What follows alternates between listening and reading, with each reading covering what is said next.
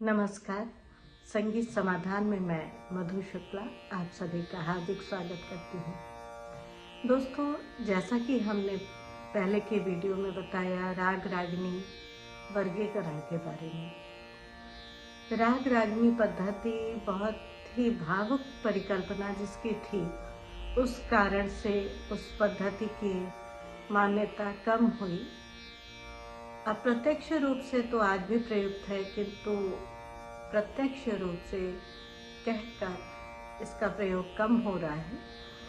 और रागांग, भाषांग, क्रियांग, उपांग, इन सारी पद्धतियों को भी धीरे धीरे अप्रचलित होती रही, और जिसका कारण रहा कि हमारे यहाँ पे बहुत सारे आक्रमण हुए। और जब आक्रमण होते हैं तो निश्चित रूप से हमारी कला और संस्कृति को क्षति पहुंचती है। मूल ग्रंथों का नाश हुआ, और दूसरी भाषाओं का जो प्रभाव अधिक रहा, तो संस्कृतनिष्ठ ग्रंथों का अध्ययन कम हुआ, और इसने कहीं ना कहीं हमारे सारे संगीत को प्रभावित किया, जो कि अच्छा तो नहीं था, किंतु बहुत सारे नए प्रयोग भी होने लगे। ये इसकी अपनी विशिष्टता भी कही जा सकती है, क्योंकि एक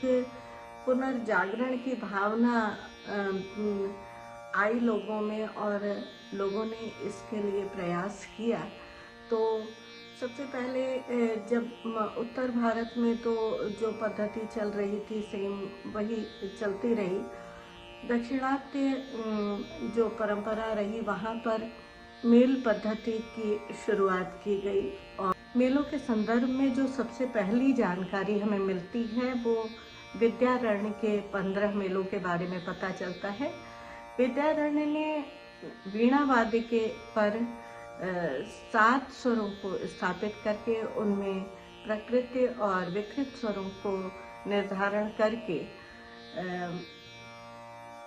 15 मेलों का निर्माण किया, और उन 15 मेलों के अंतर्गत 50 राग को उन्होंने समाहित किया था। और जो उस एक जैसे स्वरों वाला जो राग था, उसमें जो सबसे प्रचलित राग था, उस आधार पर उन्होंने मेल का नामकरण किया।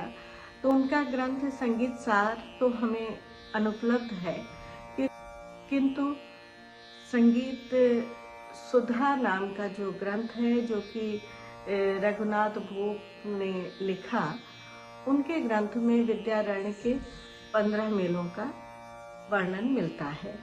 और ये 15 मेल के नाम हैं नट्ट, गुर्जरी, बराटी, श्रीराग, भैरवी, शंकराभरण, अहिरी, सामंत,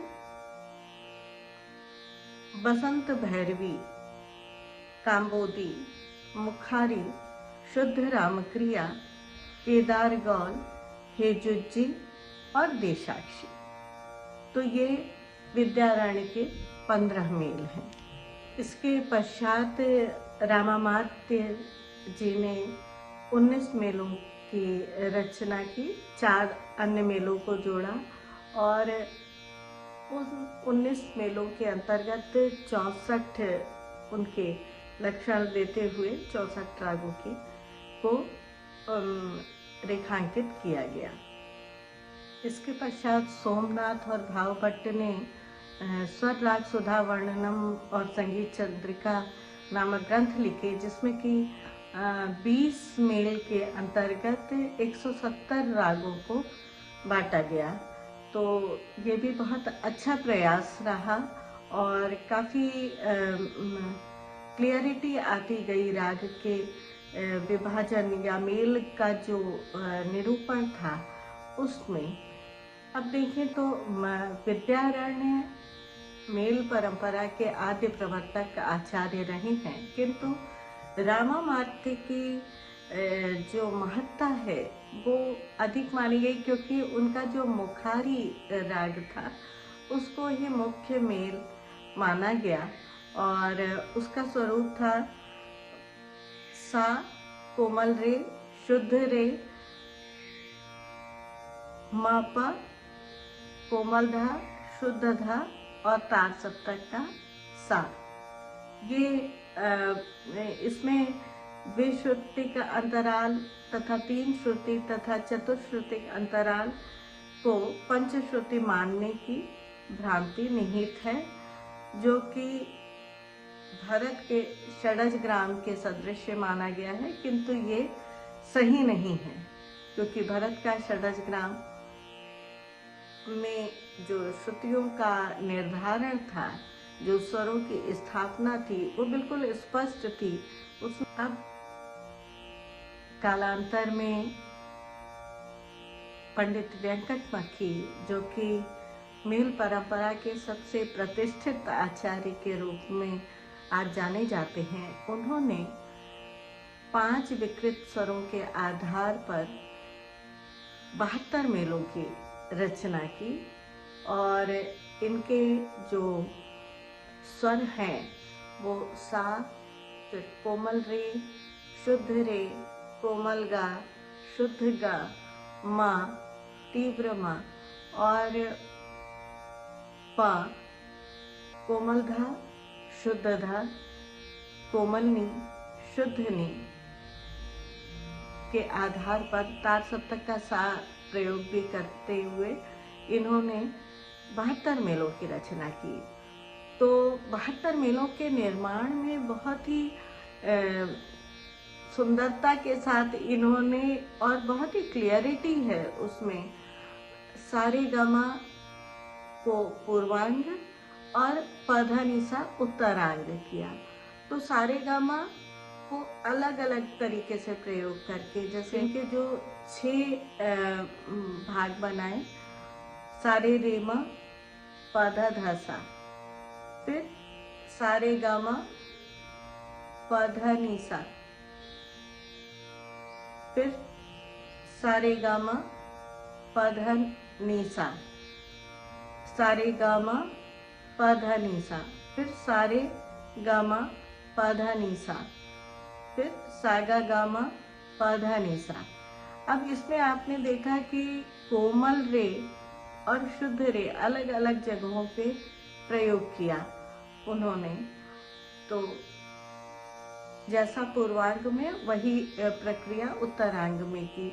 अब हम पहले पूर्वांग को अगर 6 उत्तरांग से मिला देंगे तो 6 मेल का निर्माण हो जाएगा। फिर दूसरे पूर्वांग को हम 6 उत्तरांग से मिला देंगे तो 6 नए मेलों का निर्माण हो जाएगा। तो इस तरह से करके 6 × 6 यानी 36 मेल का निर्माण हो गया। अब ये जो 36 मेल थे, ये शुद्ध मध्यम के साथ प्रयोग हुए। अब इन्हीं मेलों में अगर हम तीव्र मध्यम का प्रयोग कर दें तो 36 अन्य मेलों का निर्माण हो जाएगा और 36 मिलाकर 72 हो जाएंगे। तो इस प्रकार वेंकटमखी के 72 मेलों का निर्माण हुआ। अब मेलों के निर्माण में कुछ नियम बने हुए थे। तो ये नियम थे कि सबसे पहले तो मेल में 7 स्वरों का प्रयोग होगा। मेल में स्वर के एक ही रूप का प्रयोग होगा। इसका जो तीसरा नियम था वो था कि मेल में षडज, पंचम या शुद्ध और तीव्र मध्यम में से एक का प्रयोग अवश्य होगा। यानी 7 स्वरों में से षडज, पंचम या षडज मध्यम, शुद्ध या तीव्र अवश्य प्रयोग किया जाएगा।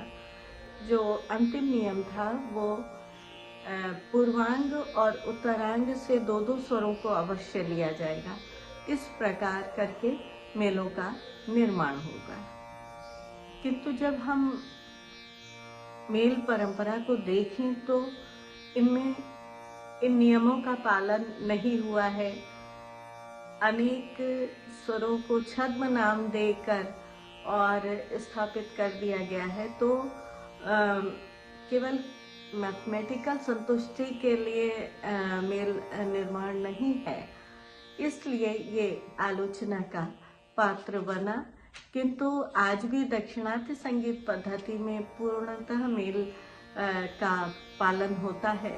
अब आइए हम कुछ आधुनिक मेल रागों के नाम और जो मूल मेल का नाम है वो जानते हैं। तो 8 नंबर पे तोड़ी राग गाते हैं और हनुमत तोड़ी इसका मेल का नाम है। 15 में उस पे माया मालव गौड़, ये ठाट का नाम है और मालव गौड़ राग है। 20 पे भैरवी, उसको मेल जो उसका है वो है नट भैरवी। 28 पे काम्बोजी, मेल का नाम हरि काम्बोजी। 29 पर शंकराभरण और मेल का नाम है धीर शंकराभरणम। 36 पर नाट, उसे चल नाट कहते हैं। 45 पे पंतु वराली, जिसका मेल नाम शुभ्र पंतु वराली है। तो ये मेल पद्धति जो निर्मित हुई वो बहुत ही गणितीय थी और स्वयं के बनाए हुए नियमों में बद्ध थी और जिसका खंडन बाद में ग्रंथकारों ने किया। और ये कारण रहा कि इसमें स्वरों के जो छद्म नाम स्थान एक है, किंतु नाम बदलते रहे। नाम बदल देने से वो स्वर नया नहीं हो जाएगा, इसका विरोध किया गया और धीरे धीरे धीरे धीरे इस पद्धति का ह्रास होता गया। बहुत सारे विवादी मेलों का निर्माण हुआ।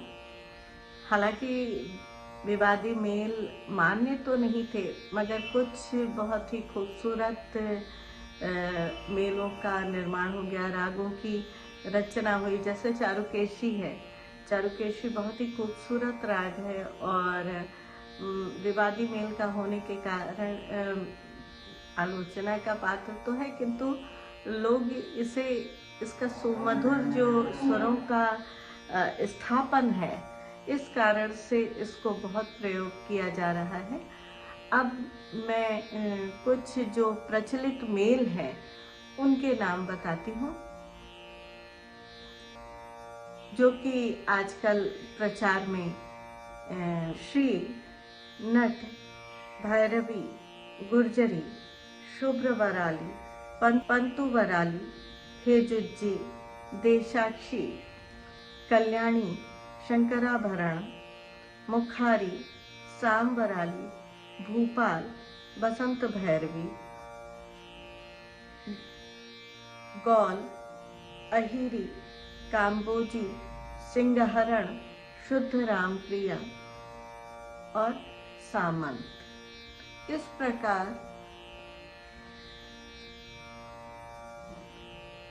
प्रकार जो 72 मेल निर्मित किए गए वेंकटमखी के द्वारा, उनमें से ये मेल अधिक प्रचार में हैं और दक्षिणात्य संगीत पद्धति में